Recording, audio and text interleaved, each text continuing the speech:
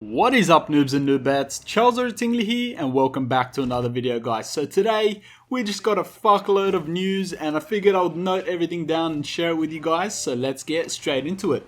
Firstly, Black Ops 2 is now backwards compatible. Unfortunately for us PlayStation users, it's only backwards compatible on Xbox One, so that definitely does suck. But if you have an Xbox One or an Xbox 360 and you have Black Ops 2, use that disc, it'll work on both consoles, so make sure you hop on and play the shit out of that game, man. Black Ops 2 is my second favorite Call of Duty of all time after World at War, so I am definitely going to be hopping on that bitch. Unfortunately, I sold my Xbox One, so I'm going to have to play it with the old school graphics on Xbox 360, but I don't give a fuck, man. A good game is a good game, and if you have that shit, make sure you hop on. I'm pretty sure there's almost 100,000 people on it at this point, so that is definitely surpassing Infinite Warfare, which is hilarious, man. It just shows you, old school or not, man, a good game is a fucking good game and people are going to be playing that shit. Next up, we just got a patch for Infinite Warfare. I still play this game, so a lot of this stuff does excite me, so here we go. Firstly, the Quartermaster has been redone. They've added tabs and stuff just to deal with like special offers and all that shit. Obviously not a big deal, but definitely worth mentioning. Next up, you can now get 2 times XP in supply drops. I was curious how they were going to implement this. Would it only be valid for one game, for example? Turns out, basically, you can activate the token and it gives you double XP for whatever you got in the previous game. So if you have a match where you do really well or you get a lot of XP for completing a lot of challenges, make sure you activate that bitch. Any XP is good XP. We don't all have all the time in the world to play this game, so man, give me that extra XP. I shall take that shit. Next up, we have contracts. For those of you that don't know what contracts are, they're usually just these smaller challenges that reward you with in-game currency or whatever the fuck they want to reward you with. XP as well, I guess.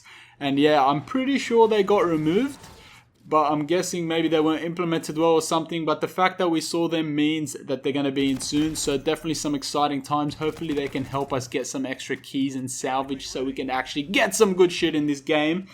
Alrighty, next up, and I'm so glad this happened, but active camo has been nerfed. Basically what they did is they made it a little bit more visible, especially when you're moving. This was definitely needed, guys. If you remember the active camo in Black Ops 3, it wasn't that OP. You could still briefly see the person, whereas in Infinite Warfare they were pretty much almost completely invisible. So I'm glad they changed this. I always hate when someone uses that shit and ends my kill streak. It fucking grinds my gears. Next up, Shockwave actually received a buff. I was really surprised by this. If you don't know, Shockwave is the ground slam you do with the Merc rig, and it got a massive buff, dude.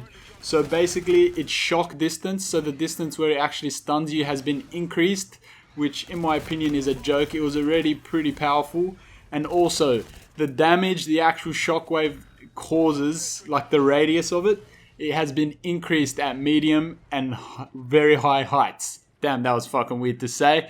But yeah, so if you fly up really high, the radius of that thing is going to be insane. And it's definitely going to be a lot easier to fucking get multi-kills with that thing. So hopefully we can get some montage clip for you guys.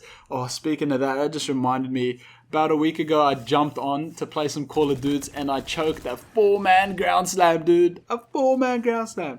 Either way, that's not the point of this video. So yeah, Shockwave got a pretty massive buff and I was surprised by this. I know a lot of the competitive players are upset about this because they feel like it was already powerful. So we shall see how that affects their gameplay. And last thing I wanted to mention, and this kind of makes me sad, but I guess I kind of see where they're coming from.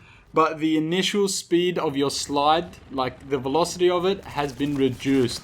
So I'm guessing the slide jump isn't going to be as powerful. I haven't gotten a chance to hop on yet and test all this stuff, so we shall find out very soon.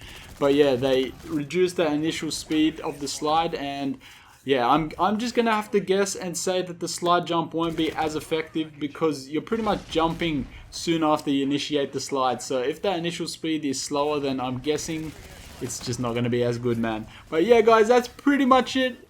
that's pretty much all I wanted to talk about, man. Sorry if I'm stumbling a lot. I just woke up not too long ago, so yeah, that explains that.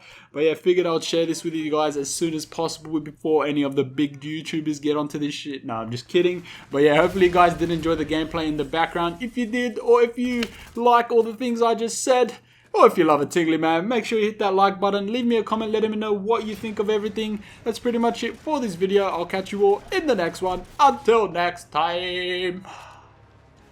Peace out, NERFS.